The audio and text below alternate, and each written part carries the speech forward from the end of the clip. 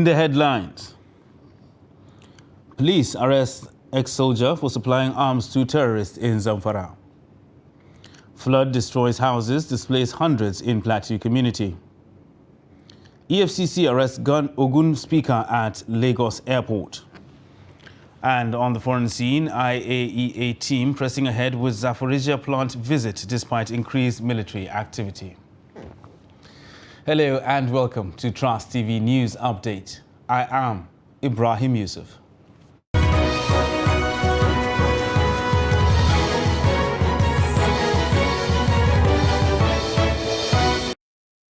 Hello and welcome once again.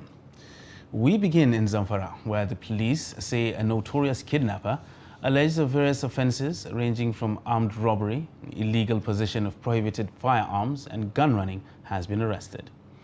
According to the police, the suspect, who was an ex-serviceman, was intercepted along Abuja-Kaduna highway. The report. The suspect, a 41-year-old ex-serviceman Said Lawal, was arrested by the police with one AK-47 rifle and one AK-49 rifle. Other items recovered from the suspected kidnapper were 207.6mm rounds of live ammunition, 501 7.62 by 51mm rounds of general-purpose machine gun, GPMG, live ammunition, and 8 empty magazines. The Zamfara State Police Command Public Relations Officer PPRO Superintendent Muhammad Shehu, who paraded the suspect, said the alleged kidnapper specializes in armed robbery, kidnapping, and gun running. He said the suspect is one of the notorious kidnappers who have for long been disturbing the peace and security of Zamfara and neighboring Katsina, Kaduna, Niger, Kebbi, and Sokoto states. The PPRO said police tactical and escort team attached to the commissioner acted on intelligence report that led to the arrest of the suspect, who was an ex-service personnel of the Nigeria Army attached to 73 Battalion Janguza Army Barracks, Kano. Police tactical/escort team attached to the Commissioner of Police, Zamfara State Police Command CP Kola Yusuf, PSC, acted on actionable intelligence that led to the arrest of the above-named suspect, who was an ex-service personnel of the Nigerian Army attached to 73 Battalion Janguza Army Barracks, Kano. The suspect was intercepted with a Pontiac Vibe vehicle with registration number KRD 686CY Lagos along Abuja-Kaduna en route Zamfara. The police said the suspect had, in the course of interrogation, confessed that he was to convey the said exhibits to his customer in Tsapa local government area of Zamfara State. In the course of interrogation, the suspect confessed that he was to convey the said exhibit from local government area of Nasarawa State to his customer, Wandogo Hamza M. of Bacha Village in Tsapa local government area of Zamfara State. The suspect further confessed that he had previously supplied the same consignment to his other customers in Kaduna, Katsina, Niger, and Kebbi states. The PPRO said police operatives are currently conducting discreet investigation with a view to arresting his associates. And still on security, the Nigeria Security and Civil Defense Corps NSCDC has arrested a 27-year-old fake soldier in Gombe State. Parading the suspect, the NSCDC said Suleiman Rabiu, who has been parading himself as a military officer for the past 2 years, will be charged to court. Ibrahim Ismail reports. The 27-year-old Suleiman Rabiu is also being accused of torturing helpless civilians in Gombe metropolis. Speaking to newsmen, the suspected impersonator confessed to the crime. I used to parade myself as a soldier everywhere. I told an officer that I was an army officer. I later retracted, but he investigated and confirmed I am an imposter. The Gombe State Commandant of the Nigeria Security and Civil Defense Corps, NSCDC, said the suspected army imposter was arrested following an intelligence report. The other second one is, you see, he's wearing fika for the military, a military uniform, parading himself as a military officer. And time without numbers, they bring complaints to him, to us, and then after all, we arrested him. We do all our utmost, strength in order to bring sanity to this state, and then do all our possible, possibility, so that, we'll now do and then abort crimes and then criminality in the state, so that people will sleep with their eyes closed. The NSCDC also paraded some suspected vandals of telecom masts and internet fraudsters. The command said all the suspects will be arraigned in court for trial. From Gombe, Ibrahim Ismail reporting for Trust TV. And heavy rainfall has destroyed many houses in Tudun Osi of Jos North local government area of Plateau State. The downpour, according to residents, started in the afternoon when everyone was going about their normal activities. For more than a decade, the affected community has been experiencing such floods during each rainy season. The report. The residents are seen packing their belongings after the destruction by the flood. For more than a decade, the affected community has been experiencing the same incident of flooding, with reports indicating many people lost their lives, including homes. More than 100 houses were affected by the flood, with over 50 destroyed. The affected residents said, apart from the building, the rainfall had also destroyed their properties, including clothes, food items, among others. The flood has taken us by surprise. We have never expected it. It has destroyed my house and that of my neighbors. The entire family has lost a lot. It was a very bad situation. If this has happened in the night, it would have been disastrous. We thank Allah that it has happened during the daytime. We are calling on government and other spirited individuals to come to our aid.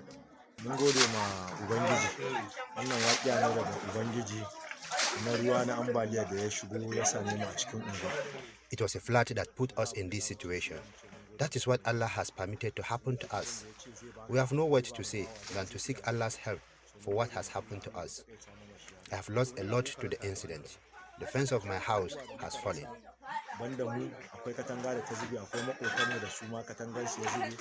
Some of the victims pray that they don't experience such a disaster, calling on government to help them with building materials to cushion the effect of the incident.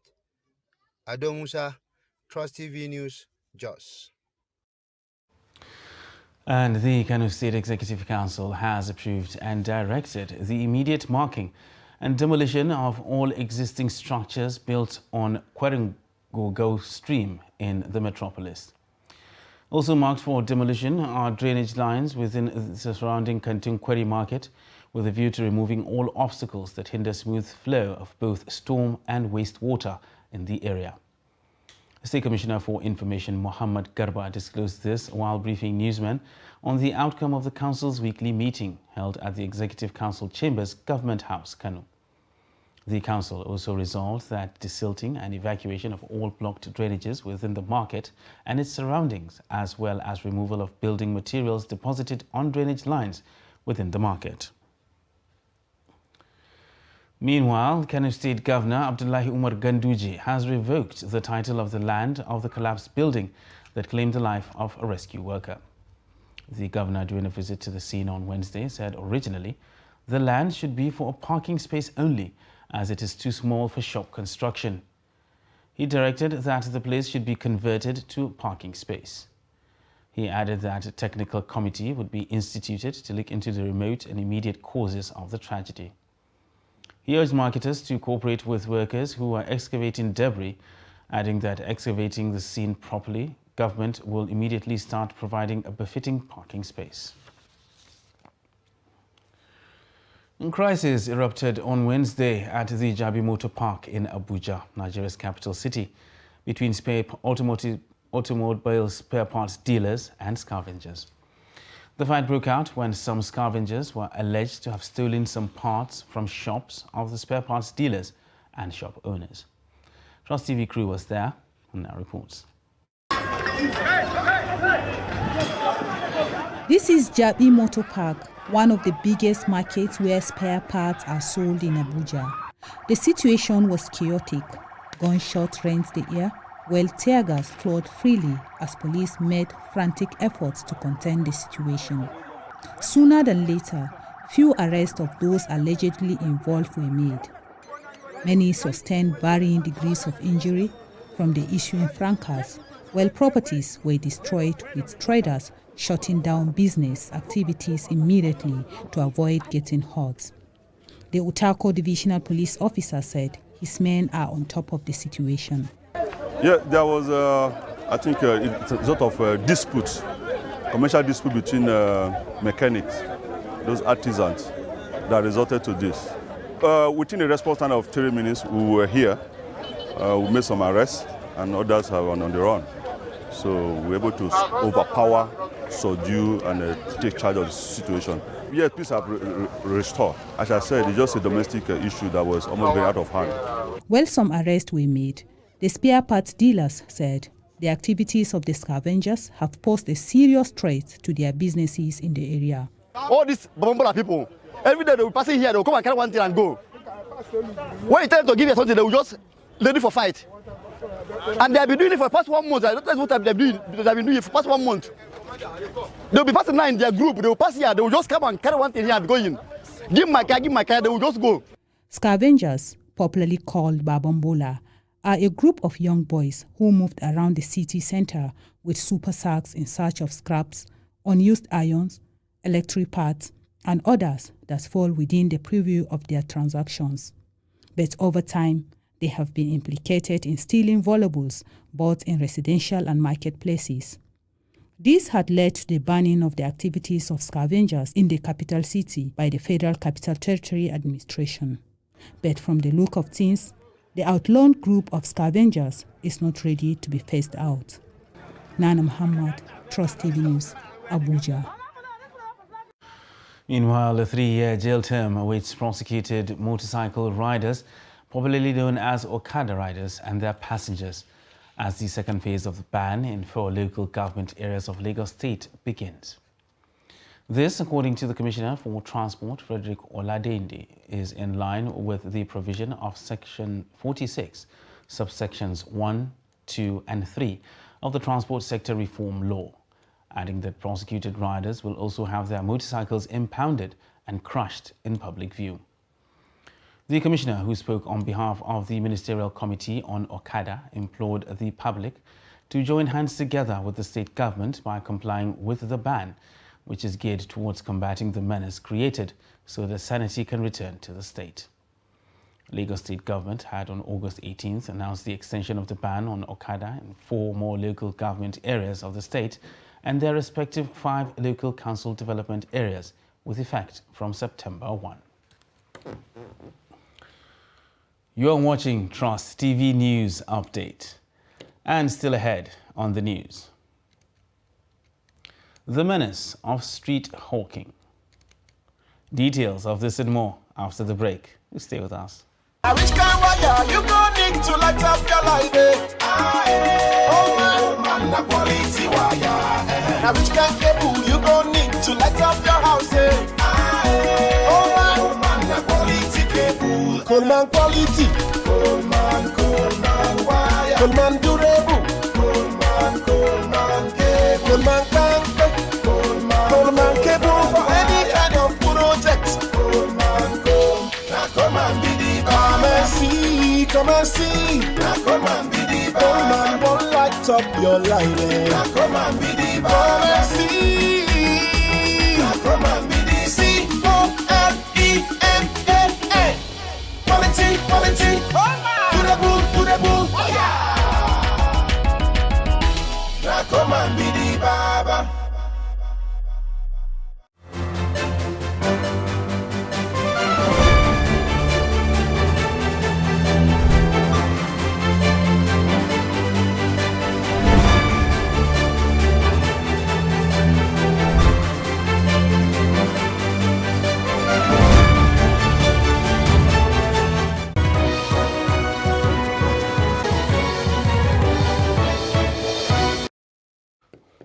Welcome back, and thanks for staying with us on Trust TV News Update. Now let's recap some of our top stories. Police arrest ex-soldier for supplying arms to terrorists in Zamfara. And flood destroyed houses, displaced hundreds in Plateau community. And moving on to other news. The Economic and Financial Crimes Commission, EFCC, has arrested Speaker of the Ogun State House of Assembly, Olakunle Olumo, at the Murtala Mohammed Airport, Lagos. Olumo was arrested over allegations bordering on financial crimes. A staff member at the Assembly who pleaded anonymity said the Speaker was picked up on Thursday morning at the Murtala Mohammed Airport, Ikeja, Lagos, by operatives following a tip-off. Reports say Olumo has been on the wanted list of the Commission following his failure to honor EFCC invitations several times. He and some others are accused of forging signatures and financial documents of the Assembly. Meanwhile, the Nigeria Defense Academy NDA Kaduna has graduated 129 paratroopers of the Basic Airborne Course 7 2022 amongst the Academy's cadets of the 70th regular course. The paratroopers, who are pioneer jumpers of the newly established NDA drop zone, are also at their 4th year in the Academy, currently undergoing their 5-year academic and military training before they are commissioned into the armed forces as officers. The report. Speaking at the event, the Director of Military Training of the Academy, Brigadier General Emmanuel Emeka, said the training is in line with the curriculum of the NDA for cadet training as reviewed by the Chief of Defense Staff. Emeka explained that the purpose of the Basic Airborne Course is to qualify the cadet in the use of parachute as a means of combat deployment. He said the overall objective is to have officers that are physically fit, mentally alert, and ready to confront the nation's contemporary security challenges. Okay, it's in line with the reviewed curriculum of the Nigerian Defense Academy for training of cadets, as approved by the Chief of Defense Staff, and also the Commandant's training philosophy, which lay a lot of emphasis on physical fitness of cadets to be able to meet contemporary security challenges. It's in line with that we are exposing cadets to specialized warfare courses. Some of the paratroopers cadets said they went through the rigors of ground training, tactical and jump phases. For the past 1 month, we have gone for a bond training. We went through, the first phase was the PT, the physical training test. We all made it. The second phase was the ground training. That's when we did the PLF, that's parachute landing fall. Normally, our troops that they used to normally carry to battlefield, sometimes before they will carry them and launch them into the battlefield, sometimes they will be exhausted, but with the use of a bond, once you paratroop, you drop and you snap and carry out your activity that you're meant to do. So a bond is a fast operation, is a fast way of operating that the army normally use now. The event featured live jumps exercise with parachute by the cadet and decoration with airborne badges. In a few days, the cadet will be taken to Calabar in Cross River State for amphibious course. Bello Musa, Trust TV News, Kaduna. Experts have described street hawking by minors as a vivid picture of child neglect and exploitation by parents and agents who push young children into what has for them become a business for not only survival but for material gains. In this report, Trust TV's Kabir Lawal takes a look at street hawking, especially between the age groups of 8 and 15 years in the Federal Capital Territory. The report.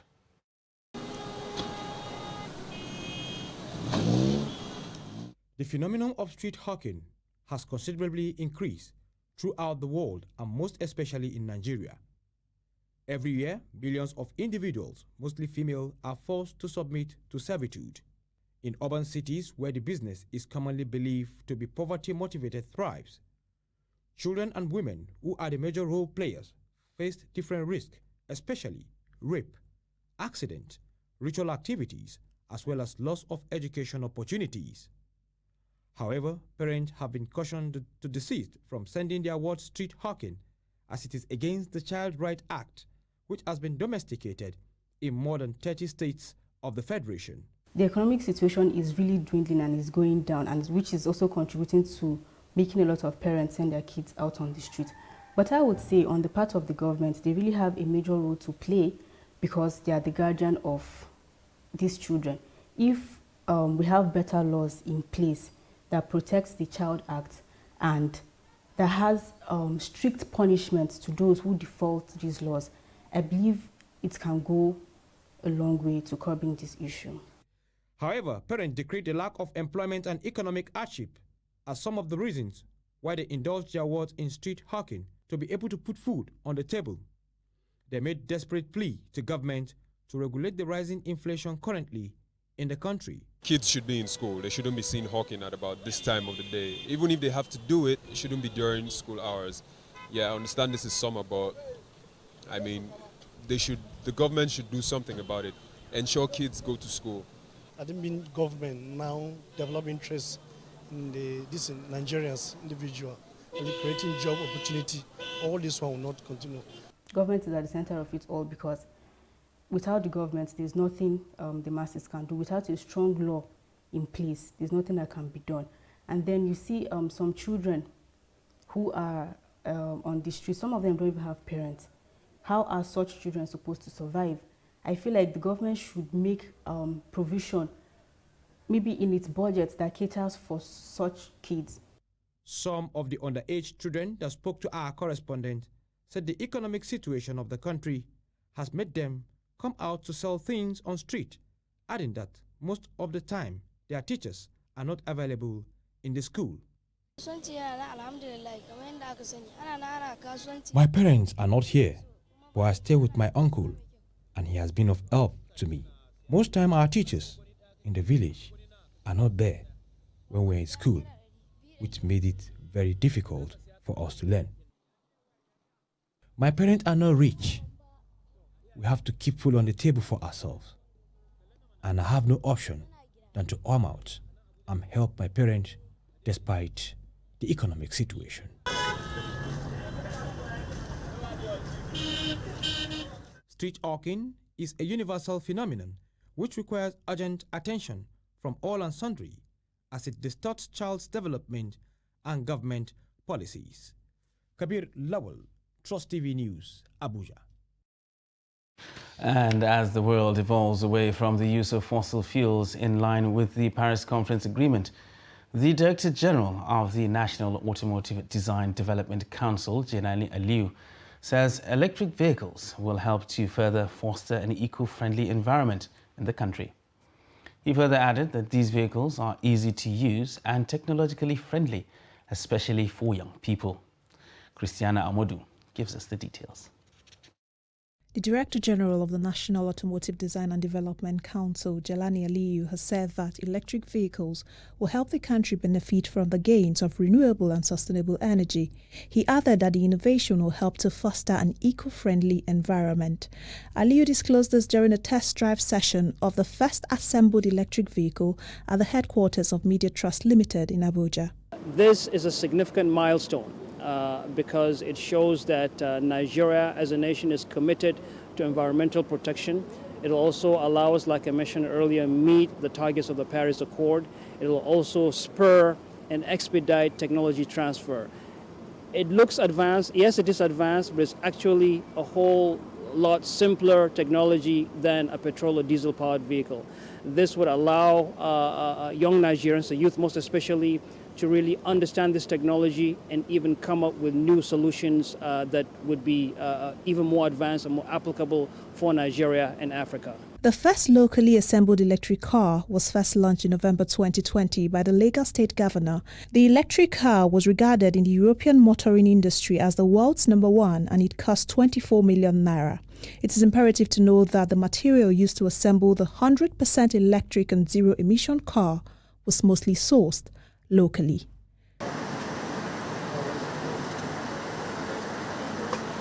Christiana Amodu Otia, Trust TV News. And now for a look at the foreign scene, where the head of the International Atomic Energy, IAEA, Rafael Grossi, on Thursday said his team of UN inspectors are pressing ahead with their visit to the Zaporizhzhia nuclear power plant despite increased military activity in the area. The IAEA left Zaporizhzhia city for the much-awaited visit to the plant early on Thursday. This comes as Russia's Foreign Minister Sergei Lavrov has insisted that Moscow is doing everything to ensure that Ukraine's Zaporizhzhia nuclear plant can operate safely and for IAEA inspectors to be able to complete their task. Meanwhile, the Red Cross has called for a halt to all military operations around the Russian-held Zaporizhzhia nuclear power plant in Ukraine, warning the consequences of a strike could be catastrophic. And in sports, 3 days of action in traditional sports National Open Championship at MKO Abiola Stadium came to an end with winners emerging. Adeni Ajishafe has more. Women Kokua exhibition debuted at the first National Kokua Wrestling to flag off the final round of medal fight. Kokua Women Wrestling showed that they are ready to compete for honors before the men finals began. Kokua wrestlers showcased their traditional wrestling skills in the finals of the first edition of Traditional Championship. In the 55-kilogram category final, Katsina State Suleiman Salihu defeated Titi Koko of Bayelsa to win gold, while Jamilu Bokwe of Kano won 2-0 against Delta's Geoffrey Fred to win gold in a tough duel. Delta State had 2 fighters in the final of 75-kilogram category, with Shafi Ulawa taking a better stand against Asai Scott Amos to win gold in a shocking defeat of 2-0. In the 85-kilogram wrestling category, national champions and Olympian Ekereke Adiomo won gold for Delta to beat Kano State Sani Abubakar, while in the 100-kilogram category between Kano and Katsina, Adamu Hassan won 2-1 over Isa Abdullahi. Ekereke Adiomo, while expressing happiness for winning gold in his category, says traditional sports help him to prepare as a national champion in freestyle wrestling. So this competition, I take it as just a warming up because I didn't see anyone. I don't have any challenge. My only fight I'm fighting, I always protecting my champion. Waziri Abubakar, who represents the Permanent Secretary of Ministry of Youth and Sport, Ismail Abubakar, says traditional sports should be adequately promoted at the international level. This is our own sport. And that wraps up Trust TV News Update for this hour. For more news, you can subscribe and follow us across all our social media platforms. I am Ibrahim Yusuf. Thanks for joining us.